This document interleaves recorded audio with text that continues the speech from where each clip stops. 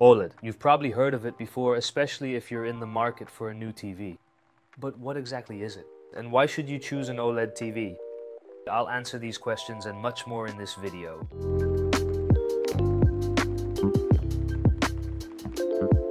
With an OLED TV, black is truly black. The O in OLED stands for organic, so we're talking about organic LED. And to really explain OLED, let me first give you a quick rundown on regular LED. A traditional LED TV has one or more light sources positioned behind the screen. And the more light sources a TV has, the higher the contrast between the bright and dark areas on the screen. You often hear and see the comparison of a bright moon at night, and with an LED TV, you usually get blooming around the moon, a kind of glow that appears around it. So the more light sources there are behind the screen, the less blooming you'll see. OLED takes it a step further because with OLED, every single pixel is its own light source. In other words, each individual pixel can be turned on, and even more importantly, each individual pixel can also be turned off. So if we look again at that same bright moon, there's no blooming now because everything around the moon is truly black. That's why black is really black.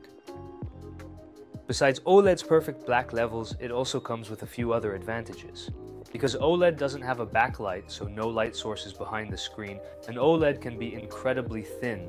So do you want to mount your TV as close to the wall as possible? Then an OLED is definitely for you.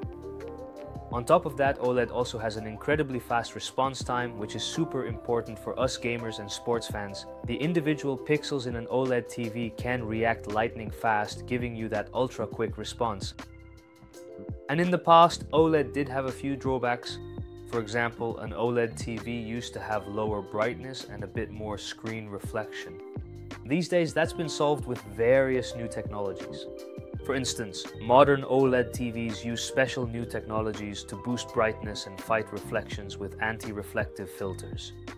And back in the day, whenever someone mentioned OLED, a lot of people immediately thought of burn-in. And let me be totally honest about that. In theory, burn-in can still happen, but nowadays the chances are super slim, especially with normal use. On top of that, manufacturers are also using all sorts of new tricks to prevent burn-in, like pixel refreshers or screen shifters.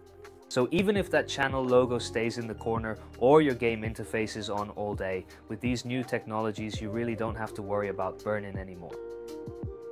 And that's pretty much everything you need to know about OLED TVs. Want to see one in real life? Then just drop by one of our stores. Thanks so much for watching, and I really hope to see you again in the next one. Bye.